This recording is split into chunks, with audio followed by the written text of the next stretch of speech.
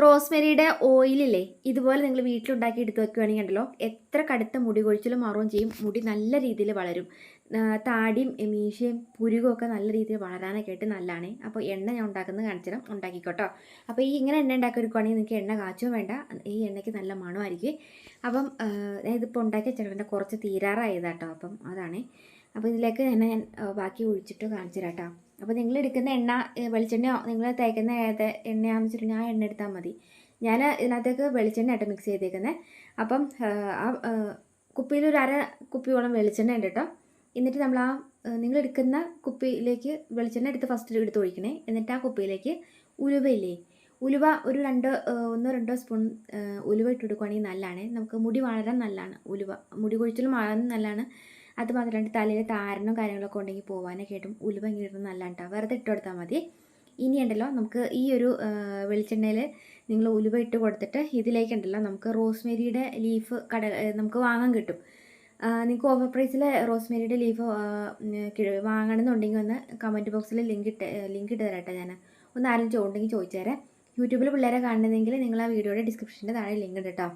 കയറി വാങ്ങിച്ചു. നമ്മൾ കടയിൽ നിന്നൊക്കെ വാങ്ങുന്നതിൽ നിന്ന് ലാഭത്തിന് കിട്ടും കേട്ടോ. അപ്പോൾ ഇതുപോലെ റോസ്മേരിയുടെ ഒരു 2-3 സ്പൂണോളം വരുന്ന രീതിയിൽ റോസ്മേരി ഉണങ്ങിയ ലീഫാണ് കേട്ടോ. ഈ റോസ്മേരിയുടെ ലീഫിന് നല്ല മണമാണ് കേട്ടോ. അപ്പം ആ ലീഫിൻ്റെ ആ മണം തന്നെ നമുക്ക് എണ്ണയ്ക്ക് കിട്ടുകയും ചെയ്യും. മുടിക്ക് നല്ല മണമായിരിക്കും.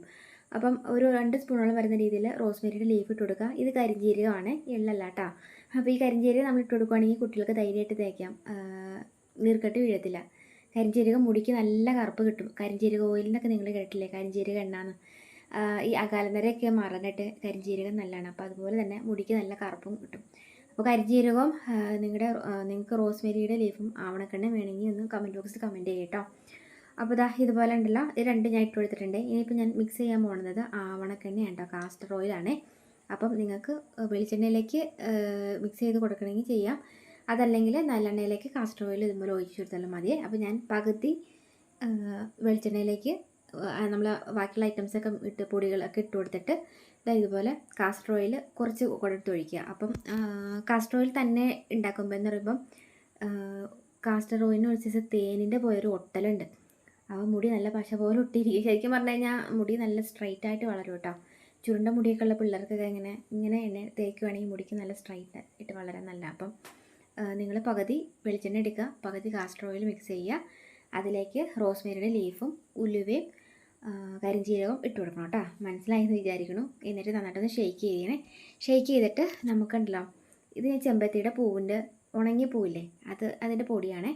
നമ്മൾ മഴക്കാലത്തല്ല വേനൽക്കാലത്തൊക്കെ ചെമ്പരത്തിയുടെ പൂവും കളക്ട് ചെയ്തിട്ട് ഫ്രിഡ്ജിലേക്ക് എടുത്ത് വെച്ചാൽ മതി. താനത് അവിടെ ഇരുന്ന് അത് ഉണങ്ങി അത് കേടാവാതിരിക്കും. വീട്ടിൻ്റെ അകത്ത് തന്നെ 3-4 ദിവസം വച്ചിട്ടുണ്ടെങ്കിൽ ആ ചെമ്പരത്തിയുടെ പൂക്ക് ഉണങ്ങിയിരിക്കുമല്ലോ. അപ്പം അത് ഞാൻ ഇങ്ങനെ എടുത്ത് ഫ്രിഡ്ജിൽ സ്റ്റോർ ചെയ്താട്ടോ. അപ്പോൾ ആ പൊടിയാണ് ഇട്ട് കൊടുത്തേക്കുന്നത്.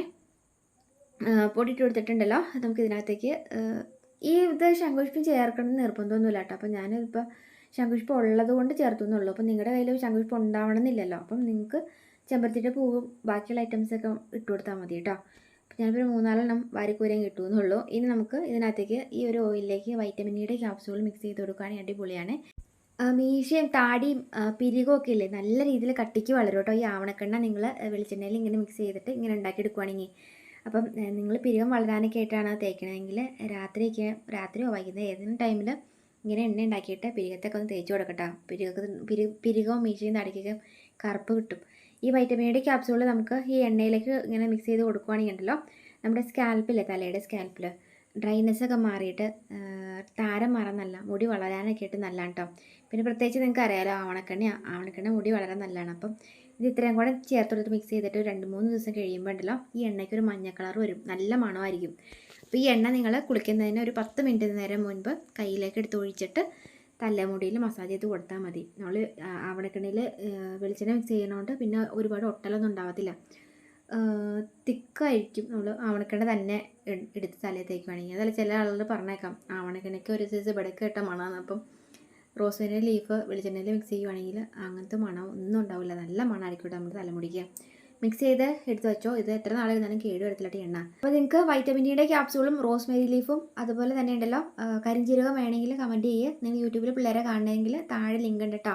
അപ്പോൾ ക്ലിക്ക് ചെയ്തിട്ട് കയറി വാങ്ങിച്ചോ. അപ്പോൾ എല്ലാവരും ഒന്ന് ഉണ്ടാക്കി നോക്കിയിട്ട് വന്നിട്ട് കമൻറ്റ് ചെയ്യട്ടോ. അപ്പോൾ നല്ലൊരു വീഡിയോ വീണ്ടും കാണാവേ. വീഡിയോ ഇഷ്ടപ്പെട്ടുണ്ടെങ്കിൽ എല്ലാ ഫ്രണ്ട്സിലേക്ക് ഷെയർ ചെയ്യുക. ഇതുപോലെ ടിപ്സ് വീഡിയോസിനായിട്ട് പേജ് ഫോളോ ചെയ്യാത്തവരൊക്കെ ഒന്ന് ഫോളോ ചെയ്യാം കേട്ടോ.